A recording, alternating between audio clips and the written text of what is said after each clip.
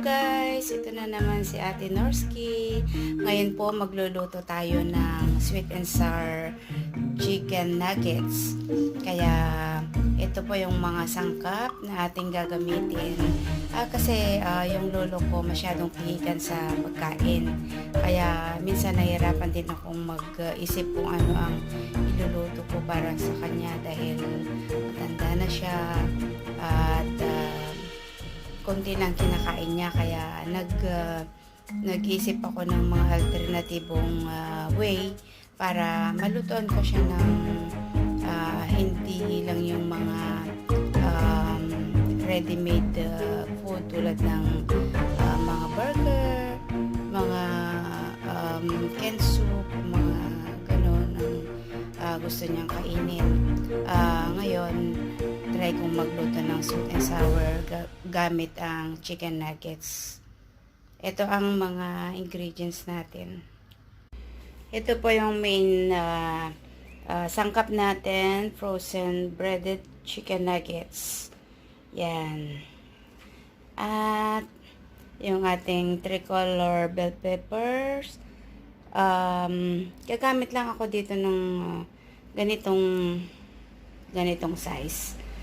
At onion. Ito na lang aking gagamitin kasi ayaw niya yung malalaking onion. Parang pang konting ano lang, regado. At salt and some slices of pineapple. Ito yung gagamitin nating sauce. Yan. Sweet and sour sauce. Amoy brand. And some cornstarch para sa ating gagawing sauce niya. Para medyo malapot-lapot ng konti. At yung ating oil, syempre. So, umpisan na po natin ang magluto. Yan, mainit na ang ating gamit ko itong maliit na kaserola na ito para madaling magprito. Kasi hindi naman karamihan yung piprito ko eh. Ayan. Mga some pieces lang. Ayan. Hintayin natin kumulo yung oil bago natin ilagay yung ating chicken nuggets. Ito palang chicken nuggets natin, guys. It's right from the freezer. So we don't need to defrost before we going to fry it. Pwede na nating i-direct po sa pag-fry kahit right from the freezer. So, iprito na natin. Yan, mainit na po ang ating oil. Kaya, maglagay na tayo. Careful lang siya. Hinit ko lang siya.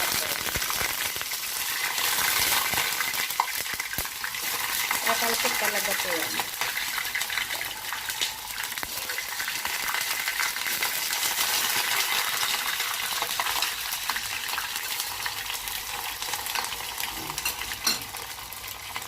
Hintayin natin until maging golden brown and crispy. So, ito na ang ating nuggets. Luto na po siya. So, hanguin na natin. Ayan.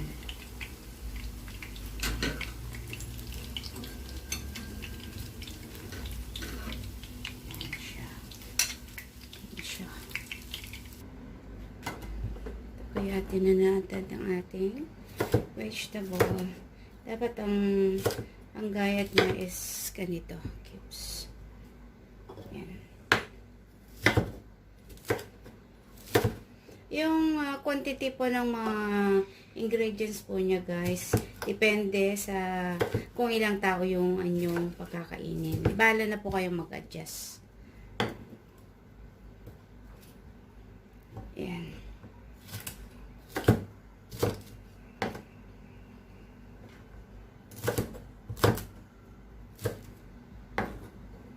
Okay.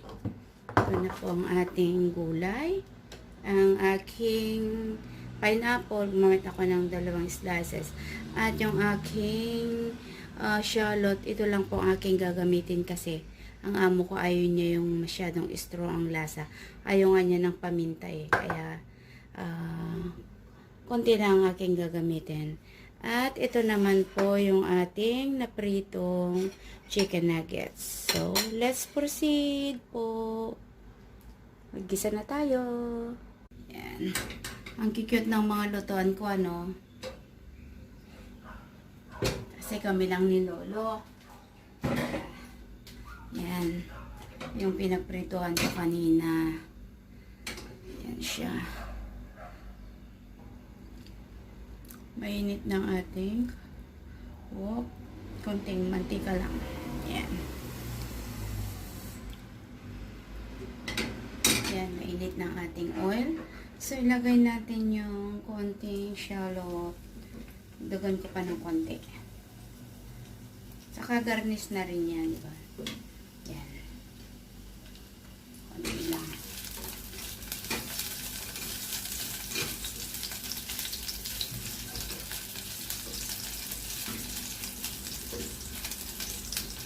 Kaya pala guys, yung ating chicken nuggets, hiniwa ko siya sa 2, yung isang piraso para pumasok yung lasa sa loob.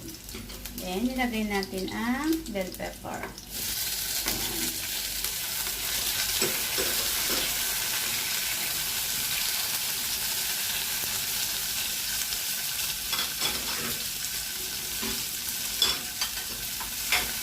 Lagyan natin ng asin.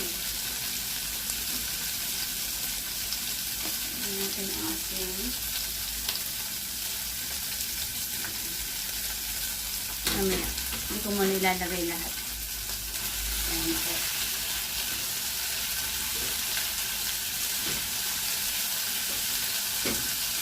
Natayin muna yung gulay bago ilagay yung ibang mga Saka pala guys, instead of water ang ilalagay natin, ang ilagay natin pinaka-konting sabaw niya yung juice ng, yung pineapple juice. Yan.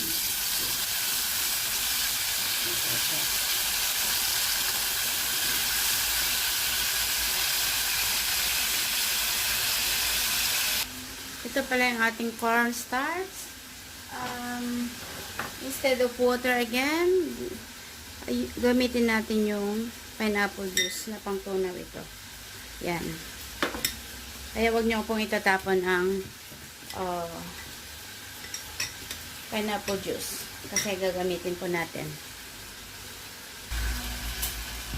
Luto na yung ating bell pepper. So, ilagay na natin ang ating sauce. Timpla na natin kung okay na ang kanya. Kaya gumagamit ako ng konting corn flour at water para hindi masyado strong yung sauce niya.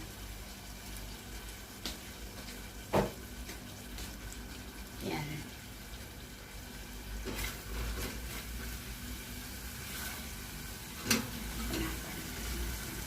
Tikman natin.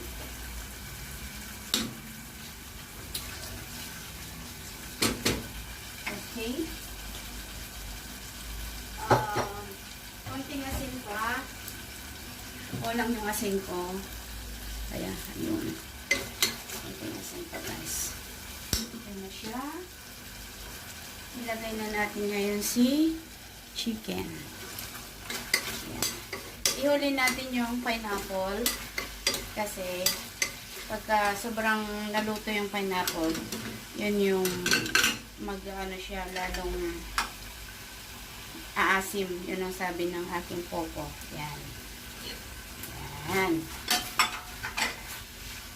So, kita nyo guys, wala na siyang sabaw kasi nag-absorb na dun sa chicken.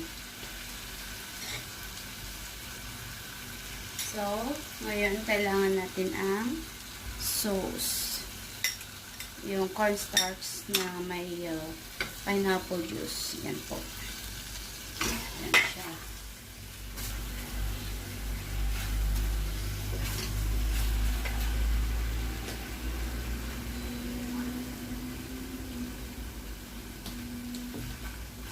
Lagyan ko ng konting ano, kasi dry pa siya. Yan. So, luto na yung ating very simple ulam. Yan guys. Yan po. Ito na ang ating sweet and sour chicken nuggets.